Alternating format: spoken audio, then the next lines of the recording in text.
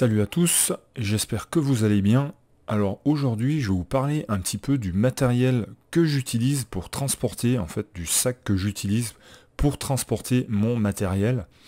Quand je pars faire des vidéos, donc cette année, vous avez remarqué, j'en ai pas trop fait de vidéos drone.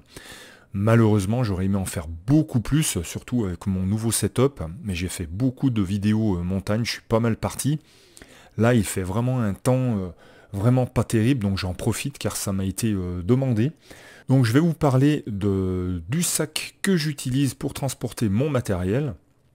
J'aurais très bien pu vous parler de ces sacs qui coûtent très cher, trop cher pour moi, donc c'est pas le but, hein. On n'a pas absolument pas tous le même budget, on n'a pas envie forcément de se ruiner, de se couper un bras pour s'acheter un sac, hein. Je trouve que c'est quand même très cher. Donc notamment la marque Torvol, hein. J'imagine que vous avez déjà vu ces sacs. Donc il y a celui-ci actuellement qui est en promo, donc il a pas mal baissé, c'est vrai, hein, voilà. Donc après ce sont des sacs qui ont l'air vraiment très bien finis, de grande capacité, voilà, qui permettent plein de choses, plein de rangements. Donc ça a l'air vraiment effectivement pas mal du tout. Mais voilà, c'est pas du tout ce que je vais vous proposer aujourd'hui. Je vais vous proposer quelque chose en fait que moi j'ai trouvé personnellement, on va dire, en qualité-prix dans une moyenne. Donc c'est sûr que si on regarde ce sac là à 170 euros, ça fait absolument rêver. Mais voilà, comme je vous le disais, c'est pas à la portée de toutes les bourses. Donc c'est absolument pas ce que je proposerais sur cette chaîne. Donc à une époque, j'avais fait pas mal de recherches et je m'étais rapidement éloigné de ces sacs que je trouve quand même malgré tout assez, on va dire, prohibitifs. Alors c'est vrai que tout ce qui est technique, malheureusement, je sais ce que c'est, hein, tout ce qui est technique, montagne, on va dire vêtements techniques, ça coûte très cher. Mais voilà, donc le drone FPV, ça coûte déjà relativement cher, donc j'avais pas envie de me ruiner dans un sac à 150 balles. Donc je me suis retourné effectivement à chercher un petit peu du côté d'Amazon, à me faire un petit peu mon opinion par rapport aux avis que j'ai pu trouver. Donc j'ai mis pas mal de temps à me décider et je me suis rabattu sur ce sac. Donc difficile à prononcer, un SD, voilà. Donc voilà, je me suis rabattu là-dessus et malgré tout, j'en suis très content parce qu'en fait, il fait le taf, hein, pour 49 euros. Voilà, donc j'ai pris celui-ci. Alors c'est très difficile des fois sur Amazon de savoir vraiment pourquoi il y a une différence de prix entre ces deux sacs, alors que entre ces deux sacs, la seule différence qu'il y a, ce que j'ai trouvé, c'est 2 cm de différence au niveau de la hauteur du sac. Donc je n'ai absolument pas trouvé d'autres différences. Donc je suis parti sur, on va dire, le petit sac photo, puisque l'autre il l'appelle sac photo du milieu. Voilà, on comprend rien en fait ce que ça veut dire, hein. C'est certainement une traduction. Donc j'en suis très content. Je vais vous montrer comment j'organise mon matériel pour que ça rentre dans le sac. Alors évidemment avec la Tango 2 ça rentre beaucoup mieux que quand j'avais mon AT10 II, mais malgré tout avec une radio standard ça faisait très bien car le drone en fait je le mets à l'extérieur du sac. Enfin le drone racer je le mets à l'extérieur du sac avec une petite astuce, voilà, que j'utilise, hein. Je vous expliquerai quelle petite astuce, mais franchement, voilà, j'en suis très content pour aller, on va dire, 50 balles. C'est un sac qui est vraiment, pour moi, qui est vraiment minimum et qui fonctionne très bien. Il a des mousses dans le dos, je vous ferai voir après en vidéo, qui sont minimum, mais qui sont très bien. Il est très confortable, il ne bouge pas une fois dans le dos. Alors le seul petit défaut que je lui trouve, j'en reparlerai, c'est qu'il n'y a pas de sangle en fait ventrale. Il y a juste en fait donc les deux bretelles et une sangle, on va dire, au niveau de la poitrine.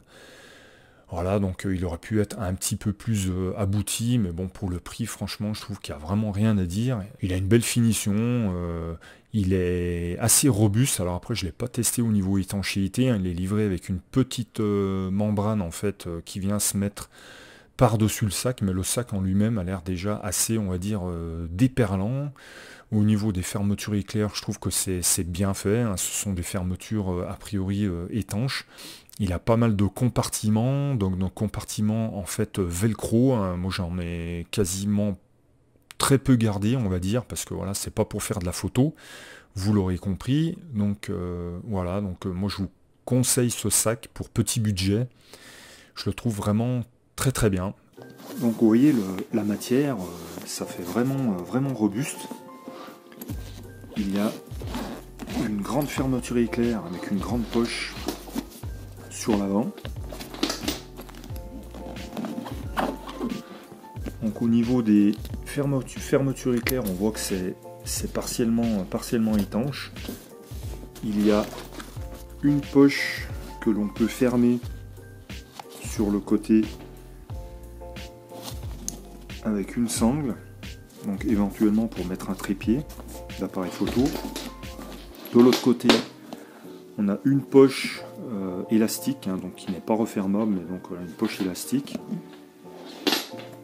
À l'arrière, donc on a les bretelles qui sont quand même assez bien rembourrées.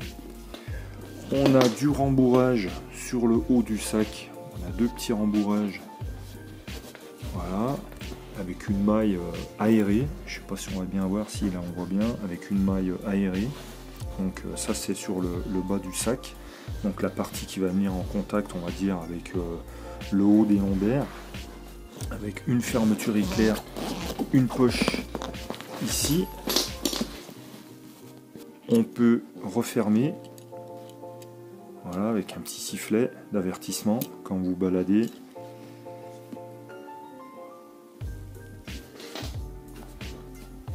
L'intérieur, alors vous voyez ici, en fait j'ai rajouté, voilà la petite astuce pour accrocher mon drone, je vous montrerai après. J'ai rajouté une cordelette nylon de 4 mm.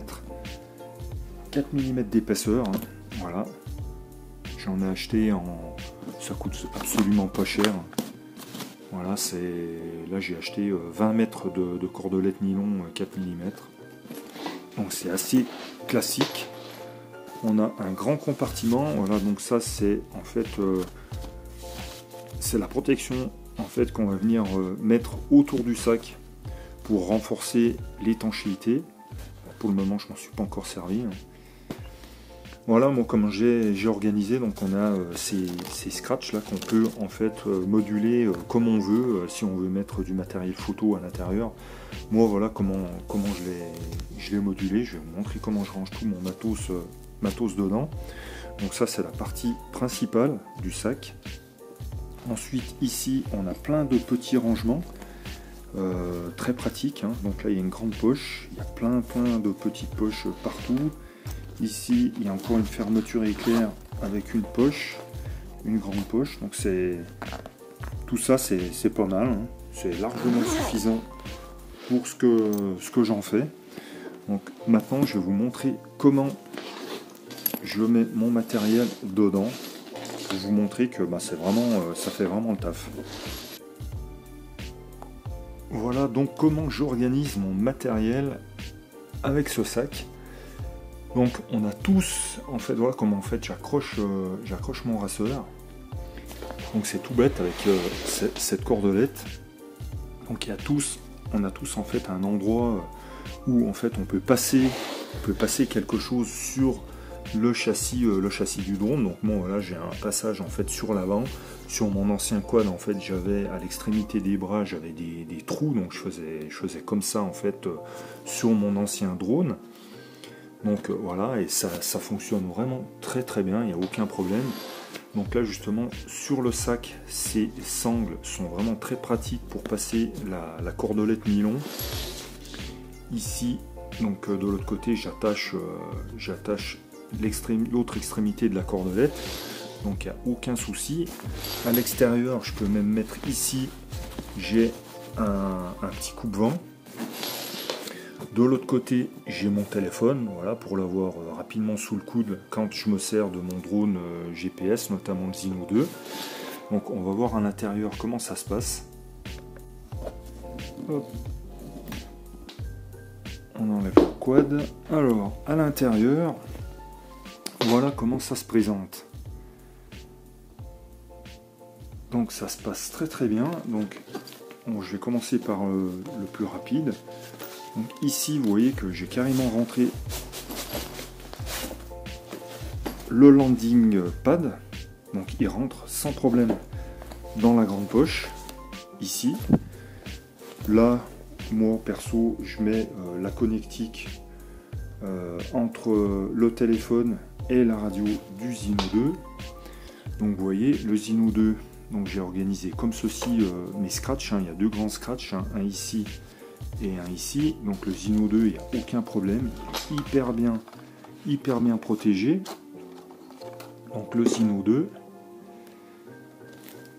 Ici, j'ai la batterie du Zino 2, j'ai la radio du Zino 2 et j'ai les batteries du Drone Racer. Donc 6 batteries, vous regardez un petit peu la profondeur comme ça du sac. Donc les batteries du Racer avec la batterie du Zino 2, on arrive à peine au sommet en fait de la... On utilise en fait à peine la profondeur totale du sac. Donc voilà, on peut encore en rajouter, il n'y a vraiment aucun souci. Ça, c'est la petite housse imperméable qui va sur le sac.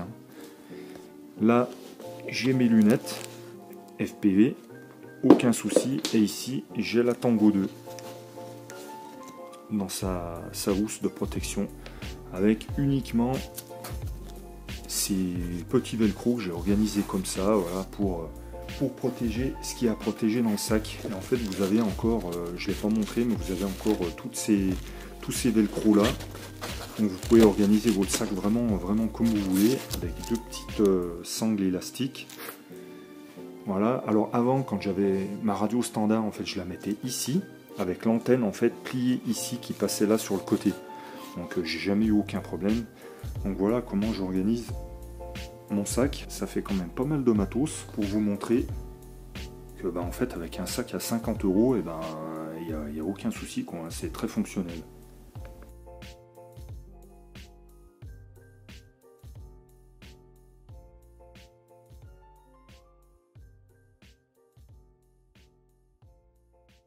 Voilà à quoi ça ressemble quand on le porte.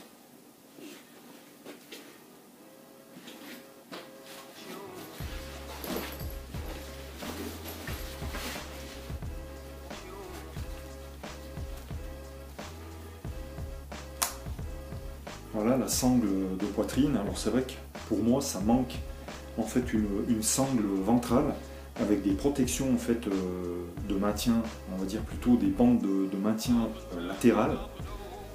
Mais dans l'ensemble le sac, j'ai déjà on va dire trottiné un petit peu avec. C'est vrai qu'il est quand même assez stable.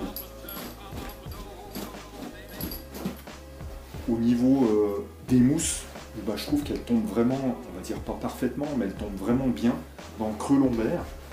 Donc en fait il n'y a aucune partie du sac qui gêne, on va dire dans les mouvements. Il n'y a rien qui gêne, il est vraiment très très bien. Au niveau de la taille, il n'est pas trop volumineux, il se tient bien, il n'est pas mou, il est vraiment, il a une bonne rigidité. Alors j'ai oublié de préciser aussi, c'est que le fond du sac, en fait, c'est une membrane en PVC, donc complètement étanche. Donc vous pourrez nettoyer en fait le fond du sac avec une éponge, il n'y a vraiment aucun problème. Donc ça aussi c'est un bon point. Voilà donc ce que je pouvais dire sur ce sac. J'espère que cette vidéo vous aura aidé plus ou moins dans votre choix. Voilà, donc je ne propose pas des sacs prohibitifs, c'est pas le but. Je vous dis à bientôt sur Passion Partage Tuto. Ciao, ciao, prenez soin de vous.